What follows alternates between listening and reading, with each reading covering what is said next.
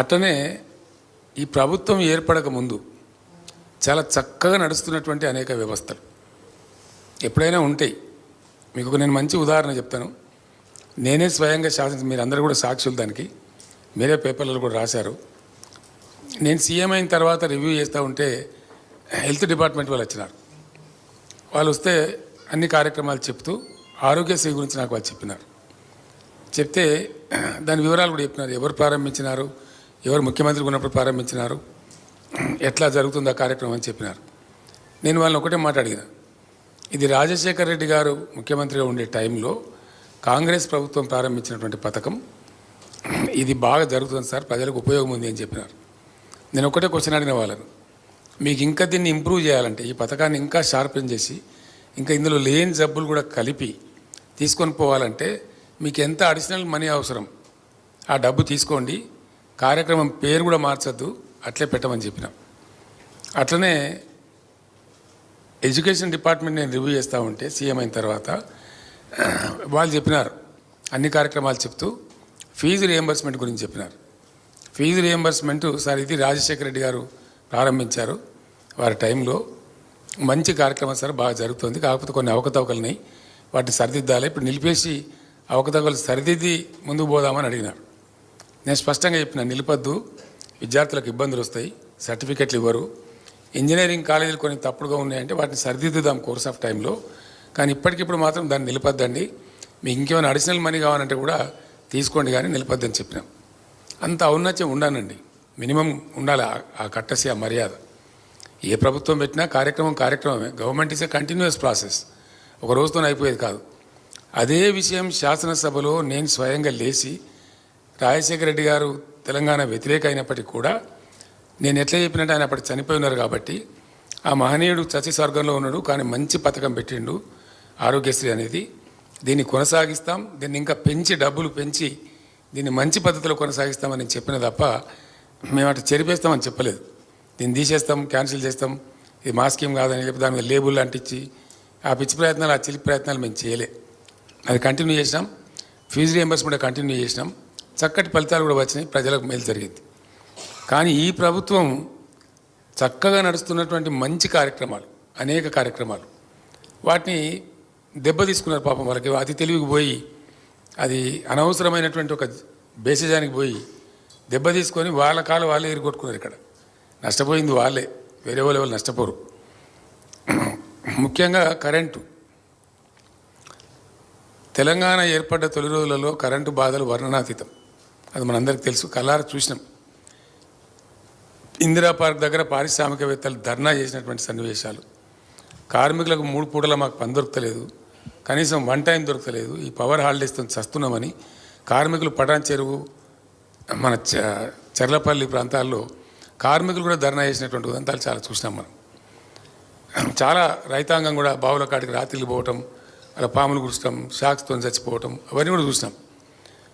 Within 3-4 మంత్స్లోనే వ్యవసాయం తప్ప మిగతా అన్ని రంగాలకు 24 గంటల కరెంటు తెచ్చినాం.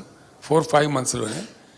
వితిన్ అనదర్ 1 ఇయర్, అంటే 1.25 ఇయర్లో, 1.5 సంవత్సరంలో వ్యవసాయానికి కూడా 24 అవర్స్ పవర్ ఇవ్వడం స్టార్ట్ చేసినాం.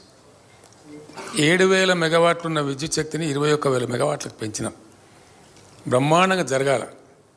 ఇంకా మంచిగా చెప్పానంటే మొత్తం ఇండియాలో, భారతదేశంలో ఉండే 28 రాష్ట్రాలలో అన్ని రంగాలకు నిరాఘాటంగా, నిరంతరాయంగా అన్ఇంటరప్టెడ్ పవర్ సప్లై చేస్తున్న ఒకే ఒక రాష్ట్రం తెలంగాణ అనే స్థితికి తీసుకొని పోయినాం.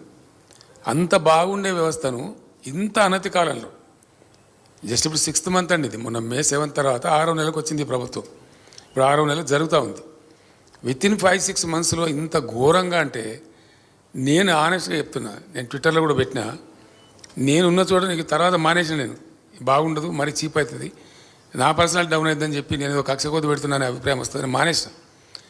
నేనుండే ప్లేసులలో నేను ఎక్కడైతే ఆగుతుంటానో, నైట్ హాల్ట్స్ కానీ ఇంకో చోట కానీ 7-8 సార్లు పవర్ పోయిందండి నేనుండే చోట. ఒక చోట మాత్రం నేను ట్విట్టర్లో పెట్టి ఆ తర్వాత మానేసిన, ఇది ఇంతే, ఇక లాభం లేదు, దున్నపోతు మీద వానబడ్డట్టున్నది అని చెప్పి, మళ్ళీ దాన్ని కూడా ఏదో ఇది నిజం కాదు అని వీళ్ళు పిచ్చోళ్ళలాగా అరవటం, అది నా స్టాండర్డ్ తగ్గిపోద్దని నేను మానేసుకున్నా. 7-8 టైమ్స్ పవర్ ఫెయిల్యూర్, ఒకసారి కాదు, నేను ఉండగానే అక్కడ నేను ఉండగానే 2 సార్లు 3 సార్లు పవర్ పోవటం. ఊళ్ళలో అయితే అసలు దిక్కులేదు దివానం లేదు. మళ్ళీ రైతులు చాకులు కొట్టి చచ్చిపోవడం, పాములు గారి చచ్చిపోవడం, అవన్నీ మీరే రిపోర్ట్ చేసినారు, మీ అందరికీ ఇన్ఫర్మేషన్ ఉంది, అది ఫ్యాక్టు. దాంతో పంటలు ఎండిపోవడం కరెంటు కోతలతోని చాలా పెద్ద అది ఇంపార్టెంట్ ఇన్పుట్. ఒక అభివృద్ధి చెందుతున్న దేశంలో, అభివృద్ధి చెందుతున్న రాష్ట్రానికి, చాలా ఫాస్ట్ అభివృద్ధి చెందుతున్న తెలంగాణ లాంటి రాష్ట్రానికి very very important input is power. Multiple benefits ఉంటాయి ఒక్కొక్క ఇన్పుట్లో, ఒక్కొక్క దాంట్లో. Power is not an easy matter today. ఎట్లా అంటే ఊళ్ళో మామూలు పిండిగిరిని నడుపుకునేటువంటి మామూలు చిన్న సైజు చిరుద్యోగి ఇండస్ట్రియలిస్ట్, చిన్న తరహా పరిశ్రమ నడుపుకునేటువంటి పిండిగిరిని నడుపుకునే వ్యక్తి నుంచి అపాచే హెలికాప్టర్లు తయారు చేసే వాళ్ళ దాకా ఎఫెక్ట్ చేస్తుంది. పవర్ ఉండటం లేకపోవడం అనేది చాలా పెద్ద విషయం. పిండిగిరిని నడుపుకునేవాడు, సామిల్ని నడుపుకునేవాడు, వాడు బాధపడతాడు అక్కడ. ఇక్కడ ఈవెన్ అపాచే హెలికాప్టర్ తయారు చేసేంత భారీ కంపెనీలు కూడా పెద్ద ఒక రకమైనటువంటి అవిశ్వాసానికి లోనైతే అది చాలా తీవ్ర పరిణామం. అట్లనే వ్యవసాయం చేసుకునేటువంటి మామూలు రైతు నుంచి అమెజాన్ లాంటి ఐటీ కంపెనీ కూడా దిగ్భ్రాంతి కలిగిస్తుంది. అది కారణం ఏంటంటే నేను ఎఫెక్ట్ అవుతాను రైతు అనుకుంటాడు, నేను ఎఫెక్ట్ అవుతాను ఐటీ వాళ్ళు అనుకుంటారు. అది చాలా పెద్ద ప్రమాదం. అది రాష్ట్ర భవిష్యత్తుకి ఒక రకమైనటువంటి ఇబ్బంది కలిగించేటువంటి కథ. దాన్ని ఎందుకు దెబ్బతీసినో నాకు అర్థం కాలేదు. ఏం కొరత లేదు, సింగరేణి మనది, బొగ్గు కొరత లేదు, నీళ్ళ కొరత లేదు, మనుషుల కొరత లేదు, అదే ఉద్యోగస్తులు ఎందుకు నడపలేకపోయారు కరెంటును? ఏం సమాధానం చెప్తారు కాంగ్రెస్? అదే ఆగ్రహం ఉంది ప్రజలలో. నేను అదే మాట మాట్లాడినప్పుడు నా ఉపన్యాసాలలో కేసీఆర్ పక్కగా జరగగానే కట్కా బంద్ చేసినట్టే, తెలంగాణ భాషలో స్విచ్ ఆఫ్ చేసినట్టే కరెంట్ ఎక్కడ పోయింది? 9 ఏళ్ళు జరిగింది కదా. ఇప్పుడు వీళ్ళు గడపారలు పట్టి తవ్వే అవసరం లేదండి, పెద్ద ఏదో తలలు బద్దలు కొట్టుకునే అవసరం లేదు. యాజ్ ఇట్ ఈజ్గా జరిపిస్తే అయిపోయేది.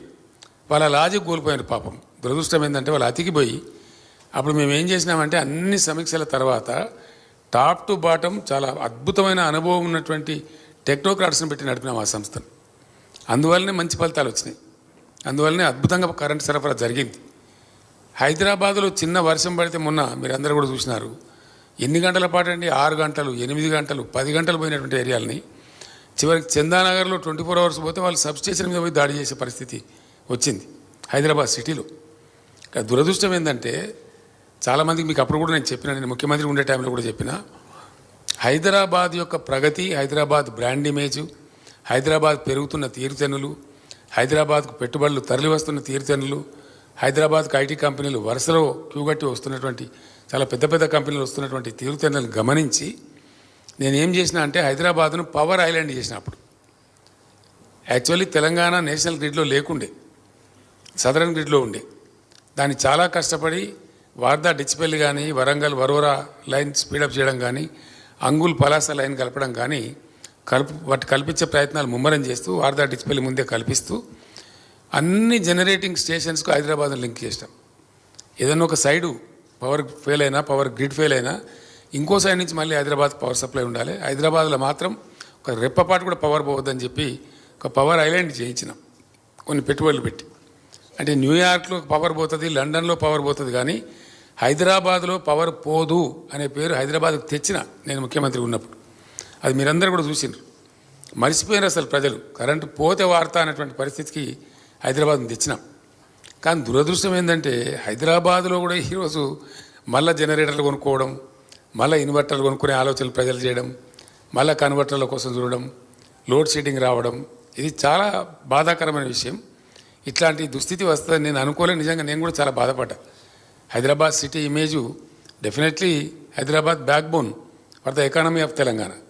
దీన్నే దెబ్బతీసే పరిస్థితికి ప్రభుత్వం పోవడం, తద్వారా గ్రౌండ్లో కూడా కింద దిగువన గ్రామాలలో కరెంటు లేక పంటలు ఎండిపోయిన దృశ్యం, లక్షల ఎకరాలలో, 1000 ఎకరాలు కాదు, మోటార్లు కాలిపోవడం చాలా దుర్మార్గమైనటువంటి పరిస్థితి. అది ఎన్నో మోటార్లు కాలిపోయినాయి రైతులై. మూలకబడి మూతబడి ఉన్నటువంటి మోటార్ వైండింగ్ మిషన్స్ అన్నీ మళ్ళా పునరుత్తేజం పొందినాయి. అన్ని జిల్లాలలో, ఏ ఒక్క జిల్లాని కాదు, అన్ని జిల్లాలలో ఎక్కడైతే బోర్ల మీద ఎక్కువ ఆధారం ఉందో అక్కడైతే చాలా పెద్ద దెబ్బ తగిలింది. రైతులు చనిపోయినారు, పంటలు ఎండిపోయినాయి, మోటార్లు కాలిపోయినాయి, చాలా పెద్ద అవస్థ వచ్చింది.